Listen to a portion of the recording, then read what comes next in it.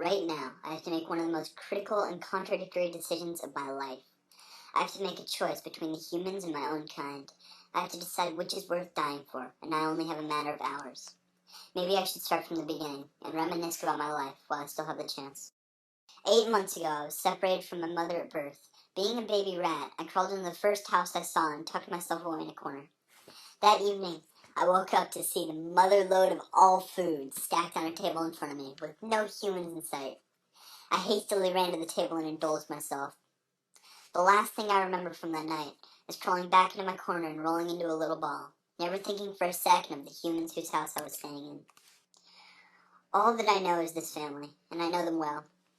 Every morning, the 4 residents, a nice man, Rowan, his wife, Millicent, and their 2 sons, Hadrian and Borin, leave the house, headed off for their cornfields. Every day they head to a different field somewhere around the city, rotating throughout a cycle. I recently decided to follow them for several days. In the evening, the family brings home cornmeal and many other goods. After an hour or 2 of watching them eat together, they leave to go to sleep, foolishly leaving their stash of food out for anyone, or any rat, to take. After about a month of staying in the house, I decided to venture outside and found the town rats. They meet every day to discuss local matters, how Ulrich had stolen a pound of cheese, or Aelith had gotten her tail cut off. It took time, but slowly I began to fit in, falling into a cycle.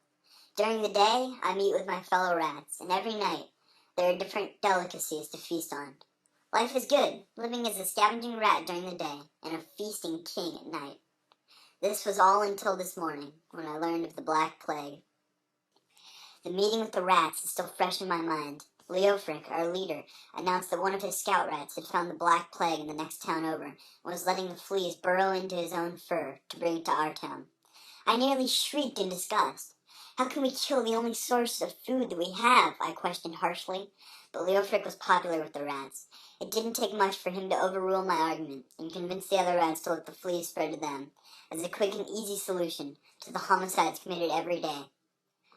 Once Bryce, the scout rat, returns, Leofric explained, we will adopt the fleas. Then, all that you have to do is get near the humans, and the fleas will jump off of you and do the rest, Leofric declared triumphantly. I tried to explain multiple times the flaw in his argument. How could we get food without these humans preparing it for us? After I saw it was pointless, I gave in, appearing to agree with his brilliant plan. After the meeting, I scurried back to my house as fast as my little legs could carry me.